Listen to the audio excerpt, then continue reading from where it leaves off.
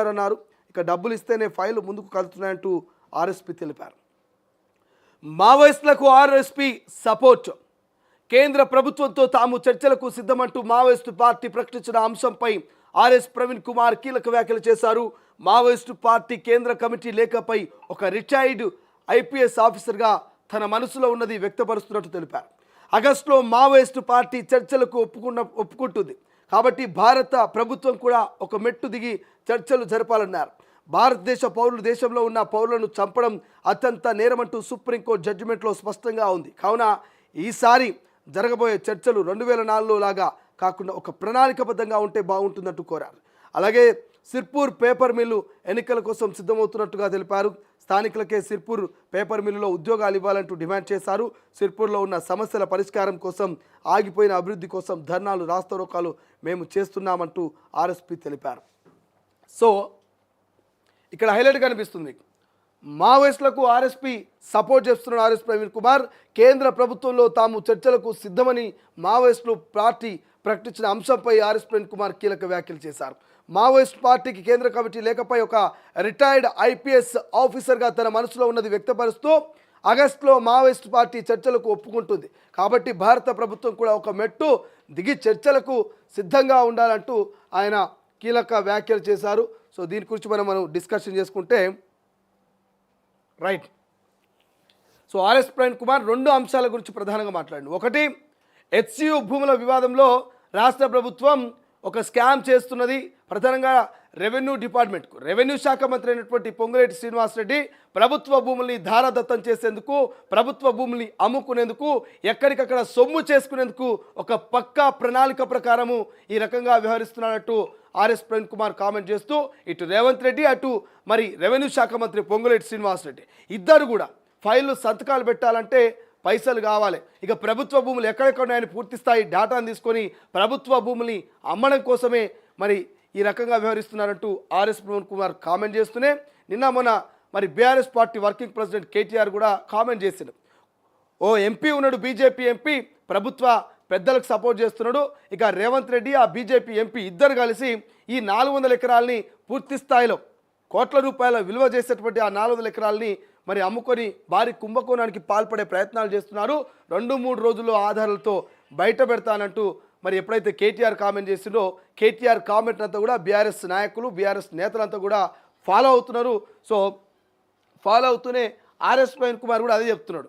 File ముందుకు పెట్టుకొని కూర్చున్నటువంటి మంత్రి రియల్ కంపెనీలకు దారతం చేసేందుకు ప్రణాళికలు చేస్తున్నాడు. రాష్ట్ర వ్యాప్తంగా వేలాది ఎకరాల కబ్జాకు ప్లాన్ చేస్తున్నట్టు కామెంట్ చేస్తున్నాడు. మరోవైపు బీజేపీ ఎంపీ రఘునందన్ రావు కూడా కామెంట్ చేశాడు. ఎవరు ఆ బీజేపీ ఎంపీ మరి 400 ఎకరాలకు మద్దతు ఇస్తున్నది, ఎవరు మరి రేవంత్ రెడ్డికి సపోర్ట్ చేస్తున్నదో దమ్ముంటే పేరు చెప్పు అంటూ కేటీఆర్కు సవాల్ విసురుతున్నాడు రఘునందన్ రావు. మరి చూడాలి ఆ బీజేపీ ఎంపీ ఎవరు, ఆ కథ ఏంది, ఆ కార్ఖాన ఏంది. బట్ ఆర్ఎస్ ప్రవీణ్ కుమార్ మాత్రం రాష్ట్ర ప్రభుత్వం మీద, ముఖ్యమంత్రి మీద, పొంగులేటి శ్రీనివాసరెడ్డి మీద మాత్రం తీవ్రమైనటువంటి ఆరోపణలు చేస్తున్నాడు.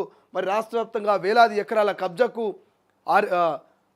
రెవెన్యూ శాఖ మంత్రి, ముఖ్యమంత్రి ప్లాన్ చేస్తున్నట్టు కామెంట్ చేస్తూనే ఇక మావోయిస్టుల గురించి మాట్లాడాడు ఆర్ఎస్ ప్రవీణ్ కుమార్. మీ అందరికీ తెలుసు, దేశవ్యాప్తంగా వరుసగా మావోయిస్టుల మీద దాడులు జరుగుతున్నాయి, ఎన్కౌంటర్లు జరుగుతున్నాయి. వరుసగా మావోయిస్టులు కొంతమంది జనజీవనవంతులు కలుస్తున్నారు, కొంతమంది పోలీసు చేతిలో లొంగిపోతున్నారు, ఇంకొంతమంది మరి ఎదురొరిగి ప్రాణాలు అర్పిస్తున్నారు. సో ఇటువంటి మావోయిస్టులకు సంబంధించి 2026 మార్చ్ 31 నాటికి మావోయిస్టు రహిత భారత్గా మార్చడమే లక్ష్యంగా పెట్టుకున్న కేంద్ర హోంశాఖ మంత్రి అమిత్ షా ఈ స్టేట్మెంట్ తోటి, ఆపరేషన్ కంగారు తోటి అందరూ ఆలోచనలో పడ్డారు, భయంతో పడ్డారు.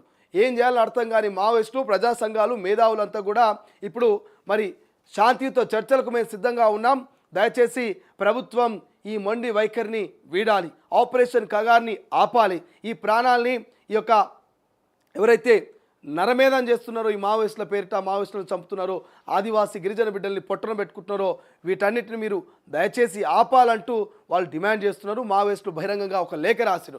సో ఈ లేఖకు సంబంధించి మరి ఆర్ఎస్ ప్రవీణ్ కుమార్ కామెంట్ చేసిండు. ఒక మాజీ ఐపీఎస్ ఆఫీసర్గా నా మనసులో ఉన్న మాటను చెప్తా ఉన్నాను, దయచేసి మావోయిస్టుల విషయంలో కేంద్ర ప్రభుత్వం ఒక మెట్టు కిందికి దిగి రావాలని చెప్తా ఉన్నాడు. మన దేశ పౌరుల్ని మనం చంపుకోవడం ఏంటి, సుప్రీంకోర్టు కూడా మరి ఈ వ్యవహారానికి సంబంధించి పౌరులను చంపడం రాజ్యాంగానికి విరుద్ధం అని చెప్తా ఉంది. చట్టాల మీద మరి న్యాయాల మీద నమ్మకం ఉన్నటువంటి పౌరులైనా సరే, రాష్ట్ర ప్రభుత్వాలైనా సరే, అదేవిధంగా కేంద్ర ప్రభుత్వాలైనా సరే ఈ రకమైనటువంటి వ్యవహార శైలిని వీడాలి. అవసరమైతే ఒక మెట్టు దిగి కిందికి వచ్చి మరి ఖచ్చితంగా మావోయిస్టులతో శాంతియుత చర్చలు జరపాలి. 2004లో జరిపినటువంటి చర్చల్లా కాకుండా ఈసారి జరిపేటువంటి చర్చలు పక్కా పకడ్బందీగా ఒక ప్రణాళిక ప్రకారం జరిపి మరి మావోయిస్టులని జనజీవన స్రవంతిలో కలపడమా, లేకపోతే వాళ్ళని ఏదో రకంగా మార్చడమా తప్ప వాళ్ళని ఎట్టి పరిస్థితుల్లో ఎన్కౌంటర్ చేయొద్దు. వాళ్ళ మీద ఆపరేషన్ కగార్ని ఆపేయాలి.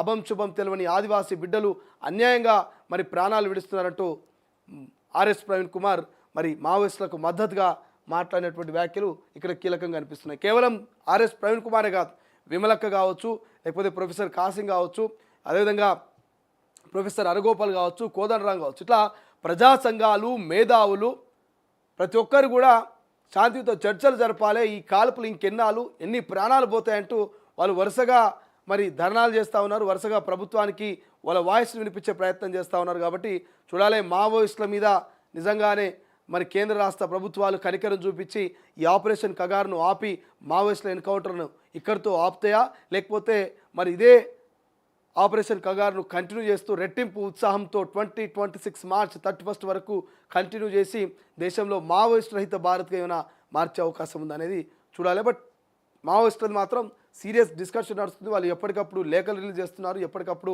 శాంతియుత చర్చలకు మేము సిద్ధంగా ఉన్నాం, ఈ నరమేధను ఆపడినట్టు కేంద్ర రాష్ట్ర ప్రభుత్వాలకు రిక్వెస్ట్ చేస్తూ ఉంటే కేంద్ర రాష్ట్ర ప్రభుత్వాలు మీరు గన్ డౌన్ చేయాలంటూ వాళ్ళు రిక్వెస్ట్ చేస్తూ ఉన్నారు. చూద్దాం ఏం జరుగుతుందో. బట్ మావోయిస్టులకు మాత్రం దేశవ్యాప్తంగా, రాష్ట్ర వ్యాప్తంగా మద్దతు పెరుగుతున్నట్టుగా తెలుస్తూ ఉంది.